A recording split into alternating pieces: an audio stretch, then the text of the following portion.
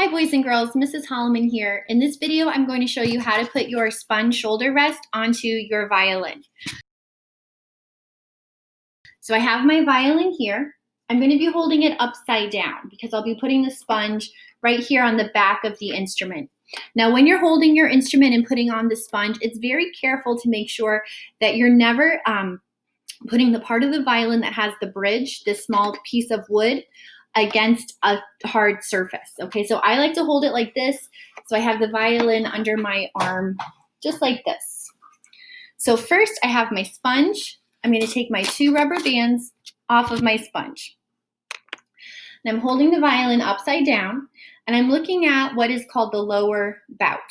And on the edge of the lower bout, I have these 2 corners. I'm going to take my sponge, wrap it around these 2 corners, and then up here so it goes around the end button. So that's what it will look like. It's around the 2 corners of the lower bout, and it wraps around to the end button. This is what it looks like on the front of the violin. If you'd like, you can tuck it under the chin rest. Okay, now I'm going to take my second rubber band, and I'm going to do the same thing on the other side of the instrument. So I'm wrapping my rubber band around the lower bout, around my 2 corners, and up here around the end button. So it's going to end up looking like this, like a V for violin. This is what it will look like on the front. Okay, once you have your rubber bands on the instrument, set the violin down. Remember to always have the bridge facing the ceiling.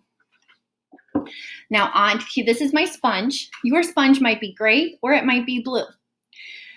Please hold the sponge like this.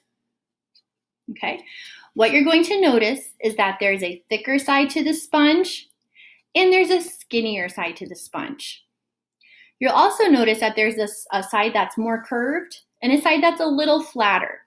The flatter side of the sponge is going to go against the violin, so I'll put it this way. Now I'm looking for the thinner side of the sponge. So this side is thinner because it doesn't go up and down as far as this side goes. Okay, so we've identified the flat part of the sponge and the thinner part of the sponge. Now, when I put my shoulder rest on my violin, my saying is put the thin side on the chin side. Put the thin side on the chin side.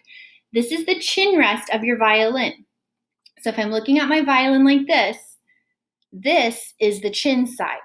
So my sponge is going to go flat side against the violin with the thin side, the part that doesn't go up and down as much, on the same side as my chin rest. So I'm putting the thin side on the chin side.